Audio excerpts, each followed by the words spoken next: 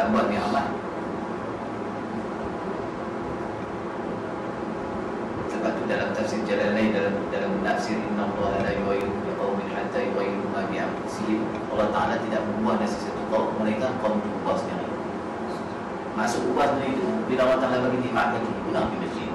Allah Ta'ala bagi nikmat telinga, guna nikmat telinga. Jangan nak guna atas soalnya, jangan nak guna cara-cara nak guna. Dia ada 7 perkara yang perlu kita jaga. Anggota 7 anggota. Samping pokok, telinga, farash dan sebagainya. Kenapa?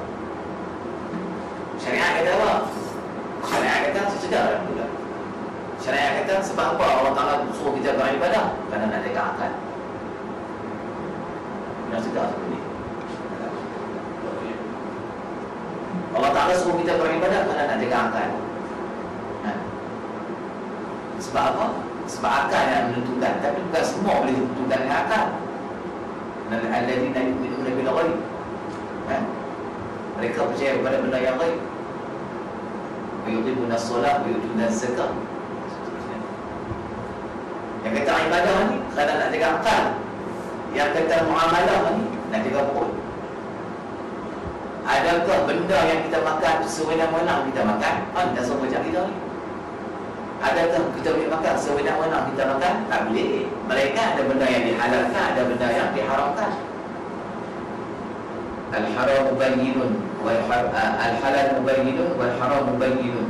Yang haram tu jelas dan yang haram pun jelas. Dipilih. Itu nombor 2. Muamalah. Bila kita kata hukum syarak ada 4. Ibadah, muamalah, ibadah nak jaga akal. Sebab itu suruh kita duduk bagi hukum akal. Yang keduanya muamalah, kerana kita jaga perut.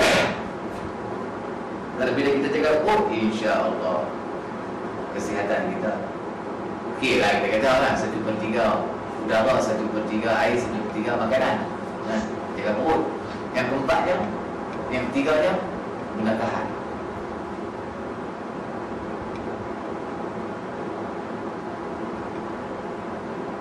Munakahan ni nikah kahwin nak jaga farash ya? Tak ada apa. Hak tu je. Hak kita berkahwin ni kalau nak menghalalkan tu nak jaga farash tak boleh. Tak orang cakap lah, tak boleh dikira ibu suka kita di sondai mata. Dan tak mana sondai orang belum pernah kata sondai lah. Di sondai mata ibudan tak mana boleh benar tu ada kan. Tapi oleh kerana nak gunakan hak tu, nak jaga farash, maka Islam datangkan perkahwinan. Nak menghalalkan. Di samping ada benda-benda lain lagi lah. Itu gunakan hak, ibadah, muamalah, gunakan hak, jenayah. Empat rumah ni lagi.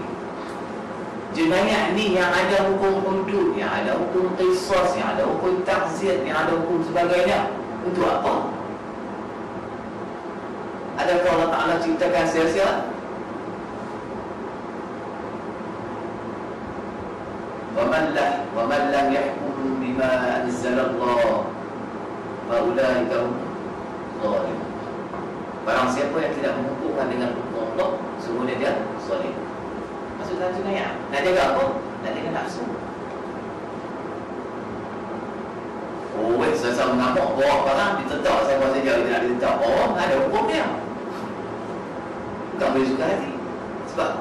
Sebab bila kita mengamuk, kita hilang pertimbangan tentang kewarasan manusia sebagai manusia biasa. Bila kita nafsu dah kuasai kita, maka hilang pertimbangan. Bila hilang pertimbangan, kita menggunakan kekerasan. Bila menggunakan kekerasan datang Islam, dia bagi nakal dan pencegahan. Pencegahan apa? Hukum.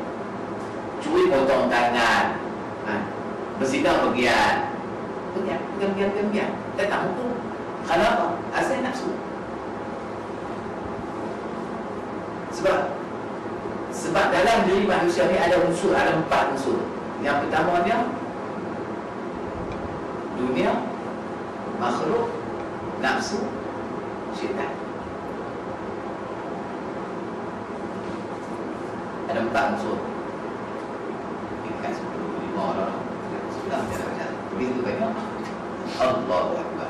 Tak apa, sikit tak apa, insya-Allah.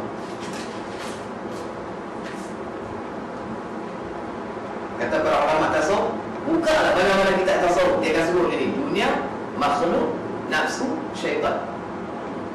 Dua, kata para ulama, dua di luar, dua di dalam. Yang mana dalam? Dalam diri ini. Dua di luar. Dunia duduk di luar, makhluk duduk di luar. Yang duduk dalam diri kita, nafsu dan syaitan. Nafsu tak boleh buat, memang ada sampai kita hembuskan nafas yang terakhir. Syaitan boleh masuk, boleh keluar, masuk, keluar, masuk, keluar. Tapi biasa dalam jalan melalui gawang kita. Sebab tu bila orang mabak roboh, dia naik ke mata. Sebab apa? Sebab kan syaitan jadi berapi. Bila syaitan jadi berapi, dia masuk sampai hilang pertimbangan, dia masuk main ke mata, jadi berok menyala. Rasulullah kata, bila orang mabak, apa perlu buat? Ambil sembahyang. Ada yang kata api boleh dipadam dengan air. Tak lain sebenarnya. Dan kata para ulama juga, kalau dua yang duduk di luar tu, dunia dan makhluk, dunia kata para ulama kena suhud. Maksud suhud apa? Qanaah, memadai apa yang ada. Tidak berlebih-lebihan.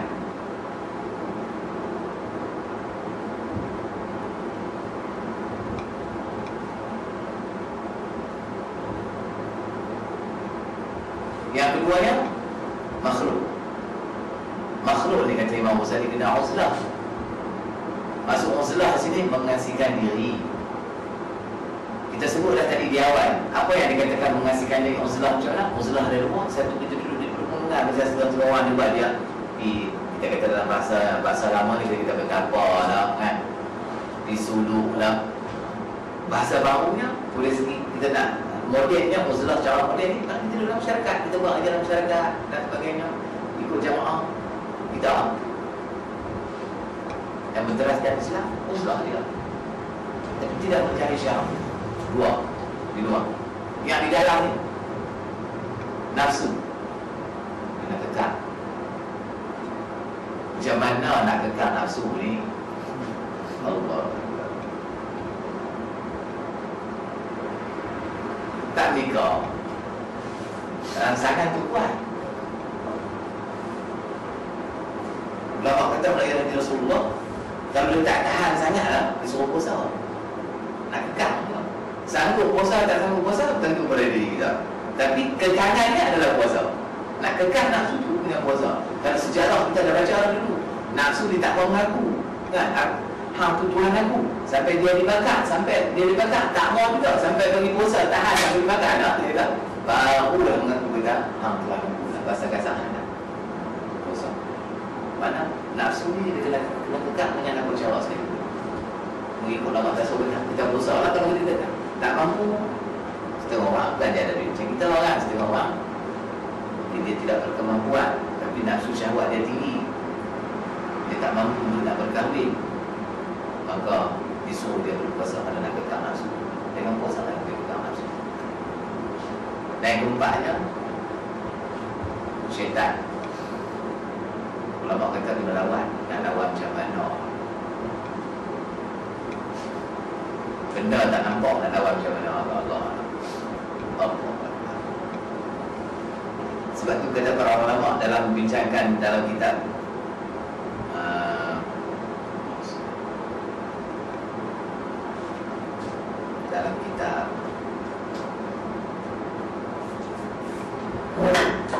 Tajul Urus,